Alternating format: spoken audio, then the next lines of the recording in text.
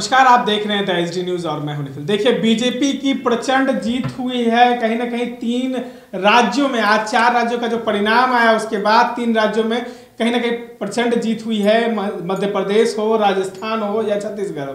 देखिए, अनुमान ऐसे लगाए जा रहे थे कि कहीं ना कहीं जो राजस्थान में है वो कांग्रेस आगे होगी, लेकिन अब सब बदल गया है। जिस तरीके से कांटे की टक्कर हो रही थी वो सब बदल गया। हमारे साथ सीनियर जर्नलिस्ट है भोलानाथ जी हैं। कैसे देख रहे हैं? सब कुछ पलट गया। जो सुबह में रुझान आ रहा था, कहीं ना कहीं राजस्थान में एक अनुमान लग रहा था कि कांग्रेस आएगी, वो भी पलट गया। धन्यवाद निखिल जी, और एचडी के व्यूअर्स को भी बहुत बहुत धन्यवाद। हम लोग सुबह में ही ये रुझान के साथ ये चलाए थे कि रुझानों में भाजपा 3 जगहों पर उस समय आगे चल रही थी, छत्तीसगढ़, मध्य प्रदेश और राजस्थान। छत्तीसगढ़ में अनुमान के अनुकूल ऐसा नहीं था। जो एग्जिट पोल में जो अनुमान आया था उसके हिसाब से, जो संकेत बताए गए थे उसके हिसाब से भाजपा मध्य प्रदेश और राजस्थान में तो सुविधाजनक तरीके से आगे थी, लेकिन छत्तीसगढ़ में कांग्रेस आगे थी रुझान, मतलब एग्जिट पोल के रुझानों में, संकेतों में। लेकिन जब सुबह से ही जैसे जैसे दिन चढ़ता गया, लगभग 11 बजे ही यह बात क्लियर हो गई कि छत्तीसगढ़ में भाजपा आगे चल रही है और वो वहाँ पर भी जीतेगी। तो हम लोग सुबह में ये चलाए थे कि इन 4 राज्यों के चुनाव का सबसे बड़ा महत्व ये है कि कैसे जीतने वाले खेमे में गठबंधन में उत्साह का संचार होगा, कैसे दमखम बढ़ेगा, किसके लिए क्या संजीवनी साबित होगी। तो ये परिणामों से साफ साबित हो रहा है कि भाजपा को आने वाले लोकसभा चुनाव में इन चुनाव के परिणामों ने एक संजीवनी दी है। वो नए सिरे से और उत्साह से आगे की तैयारियों में लगेंगे इसमें। बल्कि जहाँ तक हम ये देखें कि भाजपा के लोग भी इतने आश्वस्त नहीं थे कि हमारी सरकार 3 राज्यों में बन जाएगी। यही कारण है कि सुबह में जब पार्टी के कार्यालयों में जब हमारे साथी गए और देखे तो वहाँ पर भाजपा में भी नेताओं का कोई नेता नहीं आए हुए थे, सन्नाटा पसरा हुआ था। लेकिन जैसे जैसे नतीजे सामने आने लगे तो वहाँ पर रौनक और भीड़ भी बढ़ने लगी। मतलब बीजेपी को भी ये अनुमान था कि भरोसा नहीं था कि हम जीत पाएंगे कि नहीं। बिल्कुल सही कह रहे हैं निखिल जी। ऐसा लग रहा है कि बीजेपी को भी ऐसा लग रहा था कि अनुमान नहीं था कि हमारे पक्ष में जनता इस तरह से मतदान करेगी, इस तरह से हमको बहुमत देकर बहुमत हमारे पक्ष में आएगा। तो उनको भी मतलब जैसे जैसे दिन चढ़ा उनको भी यह विश्वास होने लगा कि बहुमत हमारे साथ है। अगर हम परिणामों पर नज़र डालें तो भाजपा छत्तीसगढ़ में बहुत ही लगभग दुगने सीटों से पर जीत हासिल की है। वहाँ पर 90 सदस्यों की विधानसभा है, उसमें 57 पर बीजेपी जीती है और 31 पर कांग्रेस जीती है। तो जो हम लोग पहले वहाँ गौरतलब यहाँ ये भी है कि छत्तीसगढ़ में कांग्रेस की सरकार थी, अब जो है वहाँ पर भाजपा की सरकार बनना लगभग तय हो गया है। वहाँ पर मुख्यमंत्री की अब तलाश होगी। इसी तरह से अगर राजस्थान में देखें तो लगभग 57% सीटों पर उसने अपना जीत हासिल किया है। 199 सदस्यीय विधानसभा में भाजपा के खाते में 114 सीटें गई हैं, वहीं कांग्रेस को 71 सीटों पर ही संतोष करना पड़ा है। इसी तरह से अगर मध्य प्रदेश में देखें, जहाँ की लग रहा था कि भाजपा बहुत कमज़ोर है या शिवराज सिंह चौहान शायद पार्टी को न जिता पाएँ या भाजपा की नाव वहाँ मझधार में फंस जाए, तो वहाँ पर भी भाजपा बहुत ही सुविधाजनक तरीके से, सम्मानजनक तरीके से 167 सीटों पर आगे है, 167 सीटों पर जीत हासिल की है। वहीं कांग्रेस को मात्र 62 सीटों पर संतोष करना पड़ा है। जहाँ तक तेलंगाना की बात है तो पहले से ये तय आ रहा था कि कांग्रेस वहाँ पर अच्छा प्रदर्शन करेगी।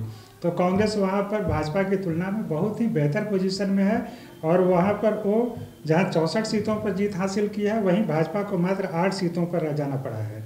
वहाँ कुल विधानसभा की कुल सीटें 119 हैं।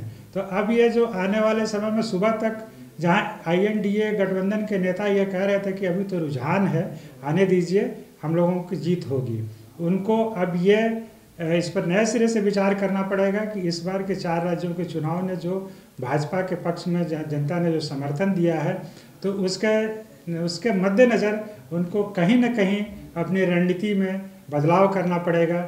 जहाँ तक जीत की बात है तो दक्षिण में जो तमिलनाडु के जो नेता हैं स्टालिन, उनका बयान जो जिस तरह से सनातन हिंदू पर एक प्रहार उन्होंने किया था और उसका कांग्रेस या दूसरे दलों ने कोई उसका उस तरह से प्रतिकार नहीं किया था, माना जा रहा है कि उनके बयान का बहुत बड़ा असर भाजपा को अपने हिंदुत्व के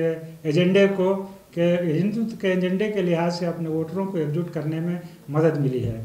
वहीं हम लोग सुबह भी बात किए थे और एक बार फिर ये साबित हुआ है कि मध्य प्रदेश में लाडली बहन योजना जो शिवराज सिंह चौहान की सरकार ने चलाई थी, उसका काफ़ी असर रहा है। तो कुल मिलाकर देखें तो भाजपा अपने लोकसभा चुनाव में सुविधापूर्ण स्थिति में नजर आ रही है और नए उत्साह और दमखम के साथ वह अब आगे की तैयारियों में जुटेगी। निखिल, राजस्थान में कहा जा रहा था कि बड़ा वोट जो है कांग्रेस के पास जाएगा, निखिल ये सारा चीज पलट गया।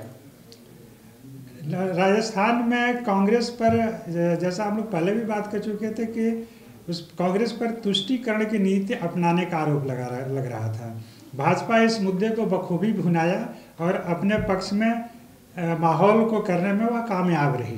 भाजपा मतलब कांग्रेस की तरफ से जिस तरह से एक खास वर्ग समाज को आगे दिखाया जा रहा था, आगे उनके लिए सुविधाओं की घोषणा की जा रही थी, भाजपा ने उसको मुद्दा बनाया और उसका लाभ जो है भाजपा को इस चुनाव में परिणाम के रूप में सामने देखने को मिला है। एक अंतिम सवाल है, जदयू के बड़े नेता हैं विजय चौधरी, उन्होंने कहा है कि ये जो चुनाव का परिणाम आएगा उसका अगले लोकसभा चुनाव में बड़ा असर पड़ेगा। तो क्या लगता है कि वो इशारे में ये बता दिए कि कहीं ना कहीं अगले जो है 2024 का चुनाव में उसमें बीजेपी आगे निकल जाएगी?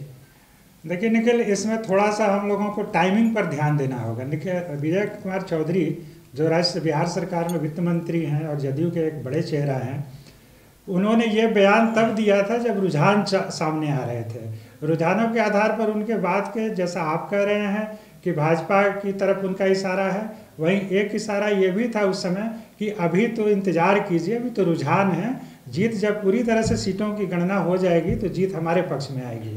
तो कहने के उनको ये लग रहा था कि अभी बाद में हम लोगों की स्थिति सुधरेगी। इसी तरह का बयान तेजस्वी यादव जो बिहार के उप मुख्यमंत्री हैं, उन्होंने भी सुबह में दिया था कि अभी रुझानों से क्या निष्कर्ष निकलता है, अभी तो गणना बाकी है, अभी तो बहुत कम वोटों से जीत हार का अंतर चल रहा है।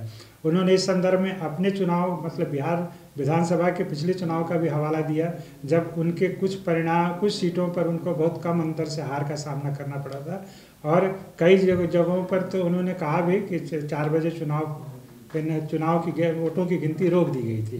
तो उनका इशारा भी, उनका भी ये विजय चौधरी और तेजस्वी यादव दोनों का ये बयान सुबह में उस समय का है जब रुझानों की बात हो रही थी। रुझानों में भाजपा आगे चल रही थी, इसको लेकर के उन्होंने लक्ष्य करके ये बात कही थी कि आगे अभी देखिए क्या होता है।